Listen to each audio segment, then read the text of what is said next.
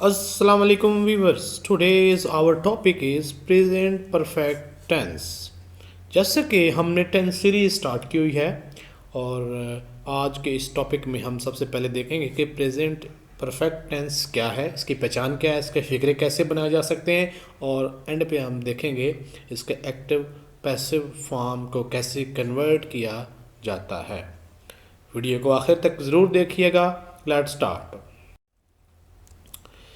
Present perfect tense हमें बताता है कि action has been completed in present time, यानी कि एक्शन जो एक्टिविटी जो है मौजूदा वक्त में मुकम्मल हो गई है। व्यूअर्स, क्योंकि हमने ट्रांसलेशन करनी होती है तो इस टेंस के जो उर्दू या हिंदी के जो फ़िक्रात होते हैं वो हमें सेंस देते हैं कि काम मुकम्मल हो गया है, जैसा कि चुका है, चुकी है, चुके हैं, कर लिया है, इस तरह के वर्ड फ़िक्रे के एंड पे आते हैं। एग्ज़ाम्पल के तौर पर तुम सबक याद कर चुके हो, इसकी इंग्लिश है you have learned a lesson. Another example, वो नावल पढ़ चुकी है, she has read a novel. Viewers, auxiliary verb या हेल्पिंग वर्ब इस टेंस के अंदर हैज़ या हैव में से आपने चूज़ करना होता है।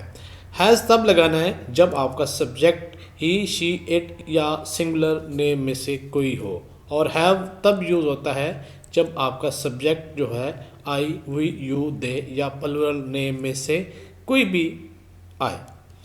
तो फॉर्म ऑफ वर्ब जो होती है इस टेंस में थर्ड आती है। व्यूअर्स, यहाँ पर एक बात आप जहन में रख लें कि कोई भी परफेक्ट टेंस है, चाहे वो प्रेजेंट है, पास्ट है या फ्यूचर है, तीनों में third form of verb use होती है। सिंपल सेंटेंसेस बनाने इंतहाई आसान है।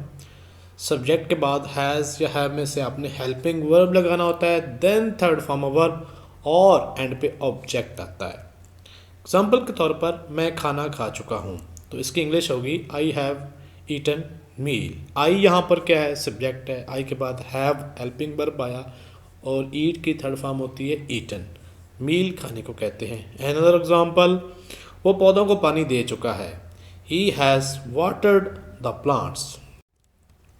नेगेटिव फिक्रे बनाना इंतहाई आसान है। उसमें क्या करते हैं हम, हैज़ या हैव जो हेल्पिंग वर्ब है उसके बाद नॉट लगा देना है, उसके बाद already third form of verb होगी। एग्जाम्पल के तौर पर वो लाहौर नहीं गया है, he has not gone to Lahore.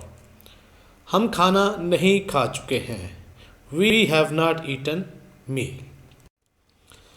सवालिया फ़िक्रे बनाने के लिए व्यूअर्स हम क्या करते हैं, हम हैज़ या हैव जो आपका हेल्पिंग वर्ब है उसको सबसे पहले लिखते हैं, फ्रंट पे लेके आते हैं और देन सब्जेक्ट और उसके बाद थर्ड फॉर्म वर्ब और एंड पे आपने क्वेश्चन मार्क लगाना होता है। एग्जांपल के तौर पर, क्या तुम इंग्लैंड चले गए हो, have you gone to England.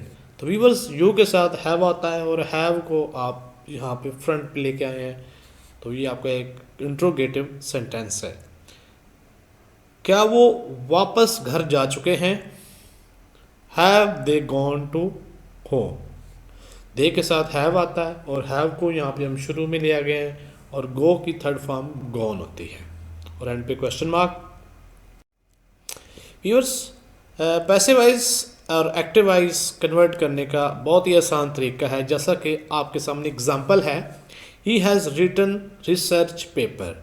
तो व्यूअर्स, इसका पैसिव वाइज होगा, a research paper has been written by him.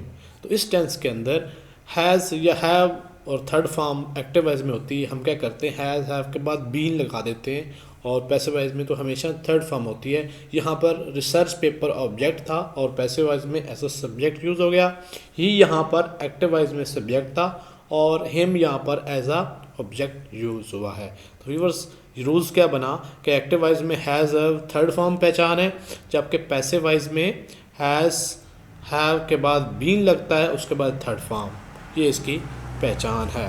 Viewers, मैं उम्मीद करता हूँ कि आज की वीडियो आपको पसंद आई होगी और चैनल को लाइक, सब्सक्राइब और शेयर करना मत भूलिएगा। आज तक के लिए अल्लाह हाफिज़।